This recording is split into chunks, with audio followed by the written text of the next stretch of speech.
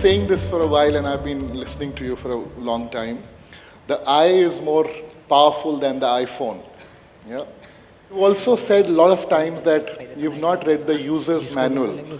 So where is the human being's user manual? Because the iPhone comes with the user manual in the book, in the box. And how do you find my user manual?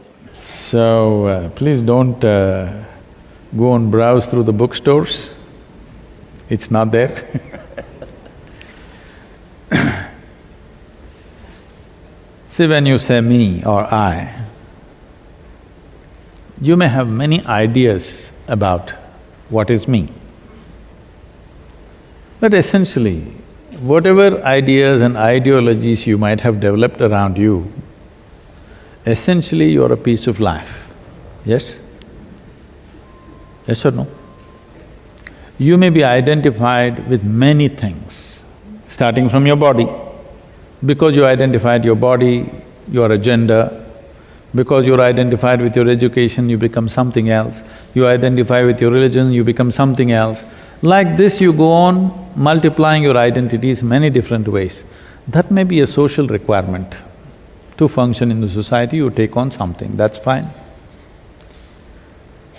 But fundamentally, your life, if you want to know life, if you think the user's manual is some scripture that you have, somebody has written, it can't be, because what you're seeking to know is the nature of this one.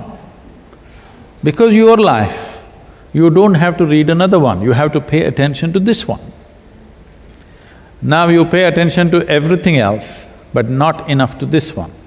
When I say paying attention to this one, this is not about standing in front of the mirror and paying attention to this. Really paying attention to something fundamentally this, because even your body you acquired from outside, isn't it? It's the food that you've eaten.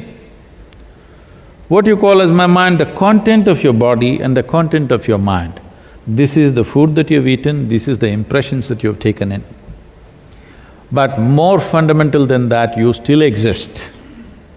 Life is something that you allow it to blossom and flourish. You don't have to use this life, there's nothing like that. You just have to allow it to blossom to its fullest possibility. If it blossoms, then it will do the best possible things. See, every life on this planet, whether it is a worm or an insect or a bird or a tree, every one of them is trying to become a full-fledged life, isn't it? But we know what is a full-fledged earthworm, we know what is a full-fledged grasshopper, we know what is a full-fledged tree, but we do not know what is a full-fledged human being. Because whatever you become in your life, you will notice that you would want to be something more. If that something more happens, you want to be something more. If that something happens, you want to be something more, yes or no? Wherever you are right now in your life, you still want to be something more.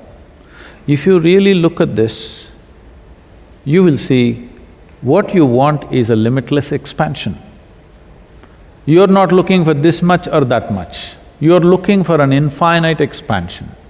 If you're looking for an infinite expansion, how do you get there? You're looking for infinite expansion through physical means. This is never going to be fulfilled because physical means it has a defined boundary. The fundamentals of physicality is, it must have a defined boundary. If there is no boundary, you cannot call it physical anymore.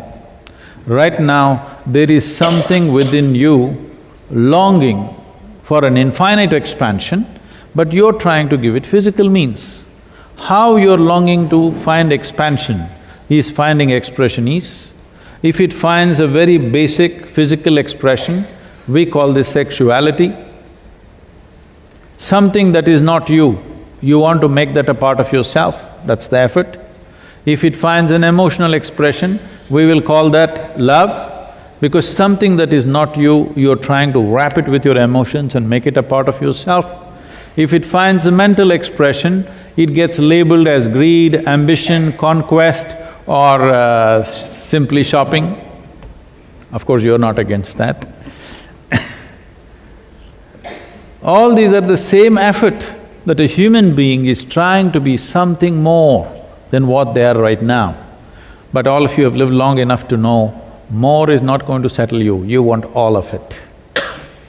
Even if I make you the king or queen of this planet, still you will look at the remaining galaxies, yes or no? Because that's the nature of the human being.